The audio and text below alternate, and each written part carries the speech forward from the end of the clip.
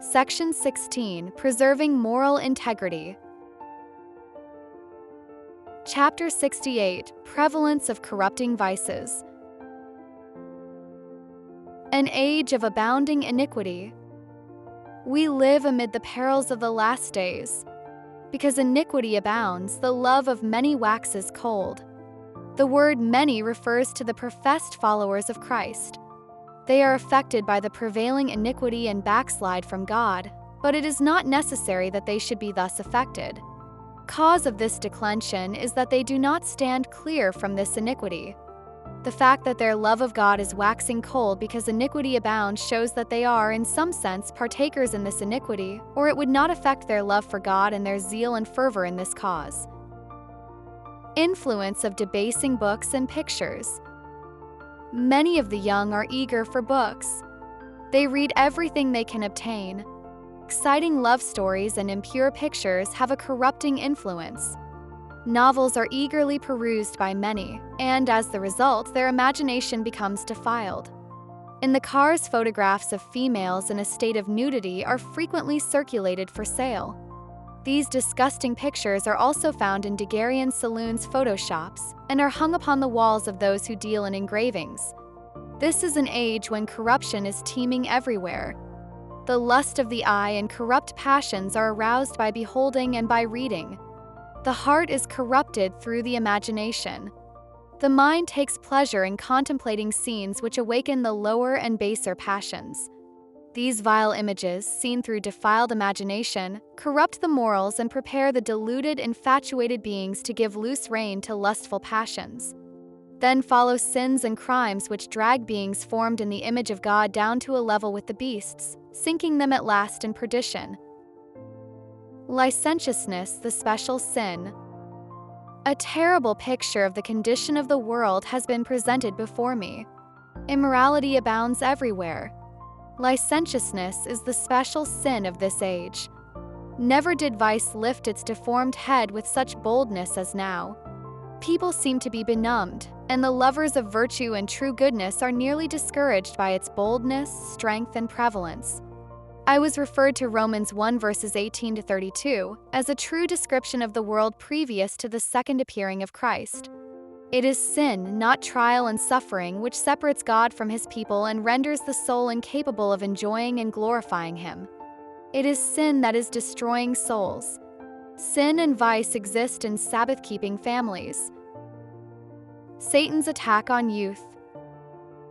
It is the special work of Satan in these last days to take possession of the minds of youth, to corrupt the thoughts and inflame the passions, for he knows that by so doing he can lead to impure actions, and thus all the noble faculties of the mind will become debased, and he can control them to suit his own purposes.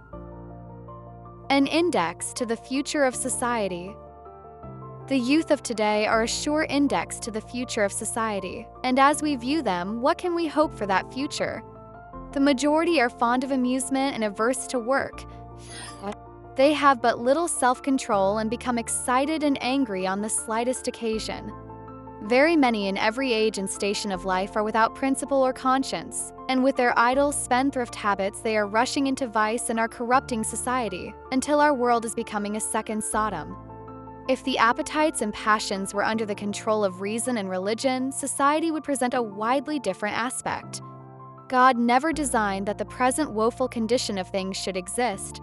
It has been brought about through the gross violation of nature's laws. Not brave enough to stem the tide. Many of the mother's burdens are the result of her effort to keep pace with the fashions of the day. Terrible is the effect of these fashions on the physical, mental, and moral health. Lacking the courage to stand firm for the right, women allow the current of popular feeling to draw them on in its wake. Too often professedly Christian mothers sacrifice principle to their desire to follow the multitude who make fashion their god. Conscience protests, but they are not brave enough to take a decided stand against the wrong. Parents take care. Parents frequently dress their children in extravagant garments, with much display of ornaments, then openly admire the effect of their apparel and compliment them on their appearance. These foolish parents would be filled with consternation if they could see how Satan seconds their efforts and urges them on to greater follies. a problem that faces many mothers. Your daughters are inclined, if they see a dress different from that which they have, to desire a dress similar to that.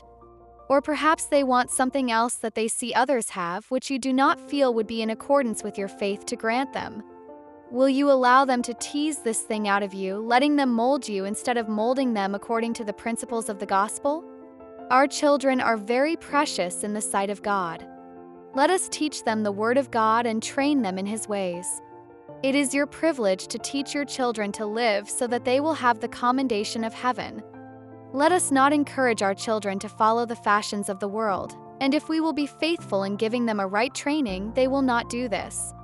The fashions of the world often take a ridiculous form, and you must take a firm position against them. The fruitage of the love of display. Love of dress and pleasure is wrecking the happiness of thousands. And some of those who profess to love and keep the commandments of God ape this class as near as they possibly can and retain the Christian name. Some of the young are so eager for display that they are even willing to give up the Christian name, if they can only follow out their inclination for vanity of dress and love of pleasure. Families who spend much time in dressing for display may be likened to the fig tree that Christ saw from afar. This fig tree flaunted its flourishing branches in the very face of justice. But when Christ came to look for fruit, He searched from the topmost twig to the lowest boughs and found nothing but leaves. It is fruit that He hungers for, fruit He must have. Unsatisfying to daughters of God.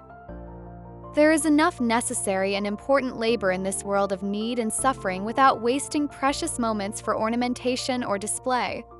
Daughters of the Heavenly King, members of the royal family, will feel a burden of responsibility to attain to a higher life, that they may be brought into close connection with heaven and work in unison with the Redeemer of the world. Those who are engaged in this work will not be satisfied with the fashions and follies which absorb the mind and affections of women in these last days. If they are indeed the daughters of God, they will be partakers of the divine nature. They will be stirred with deepest pity, as was their divine Redeemer, as they see the corrupting influences in society. They will be in sympathy with Christ, and in their sphere, as they have ability and opportunity, will work to save perishing souls as Christ worked in His exalted sphere for the benefit of man. The problems of self-abuse. Some who make a high profession do not understand the sin of self-abuse and its sure results. Long-established habit has blinded their understanding. They do not realize the exceeding sinfulness of this degrading sin. Youth and children of both sexes engage in moral pollution and practice this disgusting, soul and body destroying vice. Many professed Christians are so benumbed by the same practice that their moral sensibilities cannot be aroused to understand that it is sin, and that if continued, its sure results will be utter shipwreck of body and mind. Man, the noblest being upon the earth, formed in the image of God, transforms himself into a beast. He makes himself gross and corrupt. Every Christian will have to learn to restrain his passions and be controlled by principle. Unless he does this, he is unworthy of the Christian name. Moral pollution has done more than every other evil to cause the race to degenerate. It is practiced to an alarming extent and brings on disease of almost every description. Even very small children, infants, being born with natural irritability of the sexual organs, find momentary relief in handling them, which only increases the irritation and leads to a repetition of the act, until a habit is established which increases with their growth. Lustful propensities are inherited. Parents do not generally suspect that their children understand anything about this vice. In very many cases, the parents are the real sinners. They have abused their marriage privileges and by indulgence have strengthened their animal passions. And as these have strengthened, the moral and intellectual faculties have become weak. The spiritual has been overborne by the brutish. Children are born with the animal propensities largely developed, the parents' own stamp of character having been given to them. Children born to these parents will almost invariably take naturally to the disgusting habits of secret vice. The sins of the parents will be visited upon their children, because the parents have given them the stamp of their own lustful propensities. A bewitching slavery. I have felt deeply as I've seen the powerful influence of animal passions in controlling men and women of no ordinary intelligence and ability. They would be capable of engaging in a good work, of exerting a powerful influence were they not enslaved by base passions. My confidence in humanity has been terribly shaken. I have been shown that persons of apparently good deportment, not taking unwarrantable liberties with the other sex, were guilty of practicing secret vice nearly every day of their lives. They have not refrained from this terrible sin even while most solemn meetings have been in session. They have listened to the most solemn, impressive discourses upon the judgment, which seem to bring them before the tribunal of God, causing them to fear and quake. Yet hardly an hour would elapse before they would be engaged in their favorite bewitching sin, polluting their own bodies. They were such slaves to this awful crime that they seemed devoid of power to control their passions. We have labored for some earnestly, we have entreated, we have wept and prayed over them. Yet we have known that right amid all our earnest effort and distress, the force of sinful habit has obtained the mastery, and these sins have been committed. Knowledge of vice is spread by its victims. Those who have become fully established in this soul and body destroying vice can seldom rest until their burden of secret evil is imparted to those with whom they associate. Curiosity is at once aroused, and the knowledge of vice is passed from youth to youth, from child to child, until there is scarcely one to be found ignorant of the practice of this degrading sin. One corrupt mind can sow more evil seed in a short period of time than many can root out in a whole lifetime. Looking for more ways to help your family grow in faith, health, and wisdom? Visit antstalents.com to explore Bible-based resources designed to support physical, mental, and spiritual growth for every member of the family.